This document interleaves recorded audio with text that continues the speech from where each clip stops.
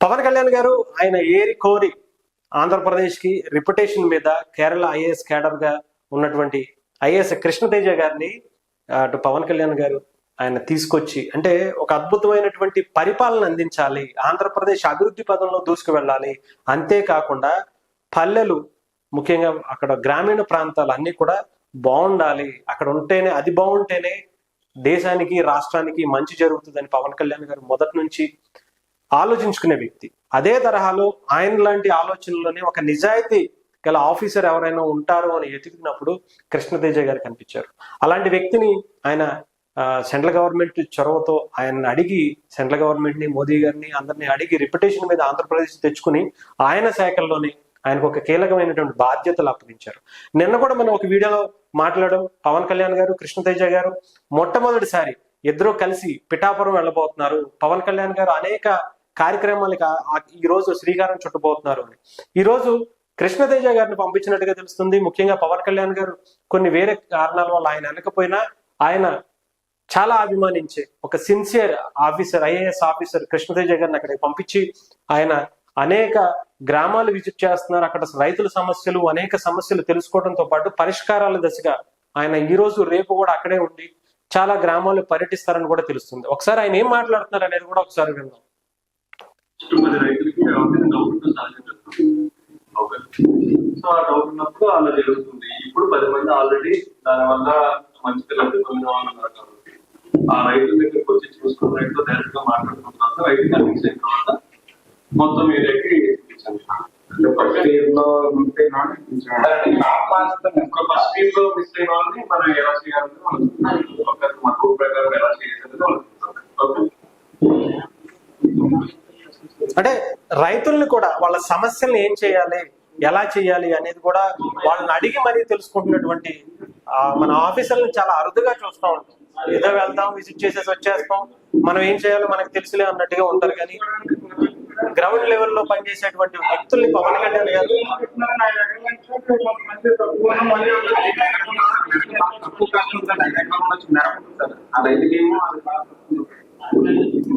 అంటే 10 ఎకరాల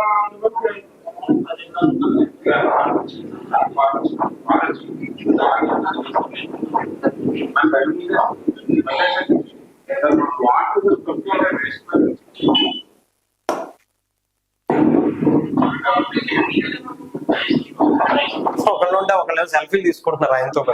ఇప్పుడు ఆయన కూడా సెలబ్రిటీ అయిపోయారు. యాక్చువల్గా చెప్పాలంటే పవన్ కళ్యాణ్ గారు ఎంత పవర్ఫుల్లో, పవన్ కళ్యాణ్ గారి వ్యక్తి ఆయన పక్కన ఉన్న వ్యక్తులు కూడా అంతే పవర్ఫుల్ గా ఉండాలని పవన్ కళ్యాణ్ గారు ఏరుకోరి తెచ్చుకున్న వ్యక్తులు.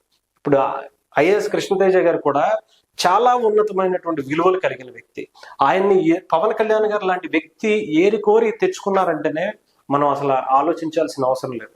ఎందుకంటే ఆయన ఎంతో అద్భుతాలు సృష్టిస్తే తప్ప నేషనల్ అవార్డ్స్ కానీ నేషనల్ పథకాలు కానీ ఆయనకి అనేకమైనటువంటి వచ్చినాయి. కానీ ముఖ్యంగా ఈ రోజు ఆయన్ని ఆంధ్రప్రదేశ్కి తీసుకురావటం, పవన్ కళ్యాణ్ గారి చొరవతో ఆయన రావటం అనేది కూడా ఒక మంచి ఒక వే కనిపిస్తుంది మనకైతే. ముఖ్యంగా అంటే ఆంధ్రప్రదేశ్కి మంచి రోజులు వచ్చాయి అనే దానికి ఒక చాలా క్లియర్ గా కనిపిస్తున్నటువంటి విజువల్స్.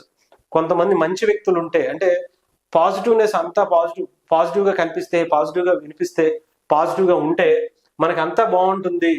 పాజిటివ్నెస్ అనేది మనకు కనిపించినా వినిపించినా మనం కూడా పాజిటివ్ అవుతాం అనే ఉద్దేశంతో ఇప్పుడు వీళ్ళందరూ కూడా అంటే అసెంబ్లీ జరుగుతున్న తీరు కావచ్చు, ఆంధ్రప్రదేశ్ లో కనిపిస్తున్నటువంటి పరిస్థితులు కావచ్చు, కృష్ణతేజ గారు లాంటి వ్యక్తుల్ని, నిజాయితీ పరులని ఒక ఐఏఎస్ ఆఫీసర్లుగా తీసుకున్నప్పుడు పవన్ కళ్యాణ్ గారు లాంటి నిజాయితీ పరుడు ఏదో ఒక రకంగా అవసరమైతే ఆయన ప్రాణాలు ఇవ్వటానికైనా సిద్ధంగా దేశం కోసం, రాష్ట్రం కోసం, ఆంధ్రప్రదేశ్ ప్రజల కోసం ఒక కొంతమంది వ్యక్తులు చాలా తక్కువ మంది ఉంటారు, చాలా అరుదుగా ఉంటారు. అలాంటి వ్యక్తుల్లో పవన్ కళ్యాణ్ గారు ఒకళ్ళు. అలాంటిది ఆయనకి నిన్న కూడా చెప్పాను, ఒక ఆయుధాన్ని ఎత్తుక్కుంటే యుద్ధాన్ని వెతుక్కుంటే ఆయుధాలు వాటి అంతటా అవే వస్తాయని. అలాంటిది ఆయన ఏరుకోరి తెచ్చుకున్నటువంటి ఆయుధం ఆయన శాఖలకి, ముఖ్యంగా పిఠాపురంలో ఈసారి అభివృద్ధి అక్కడి నుంచే స్టార్ట్ చేయాలి అని చెప్పి శ్రీకారం చుట్టారు.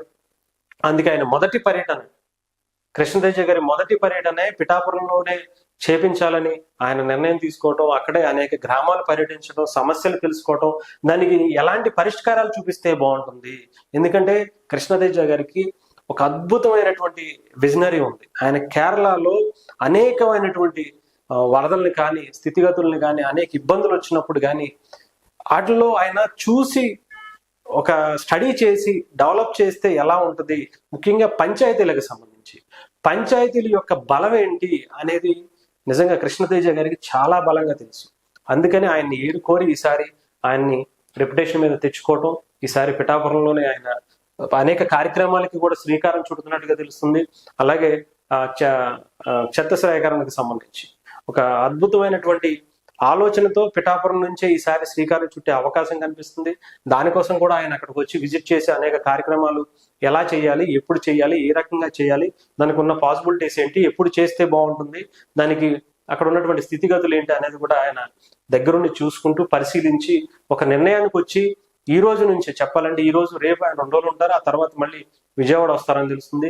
ఈ లోపు ఒక అంచనా వేసి ఎప్పుడు స్టార్ట్ చేస్తే బాగుంటుంది, మనం దీన్ని ఎలా చేయొచ్చు, అక్కడ ఉన్నటువంటి పరిస్థితులపై అక్కడ ఉన్నటువంటి ప్రజలతో మమేకమైపోయి మాట్లాడడం మనం చూడొచ్చు. ఏదేమైనా కానీ ఆంధ్రప్రదేశ్కి మంచి రోజులు వచ్చాయి, పిఠాపురానికి అద్భుతమైనటువంటి రోజులు స్టార్ట్ అయినాయి. ఆల్రెడీ పవన్ కళ్యాణ్ గారి అక్కడ పోటీ చేస్తారు అనే రోజు నుంచే స్టార్ట్ అయినాయి.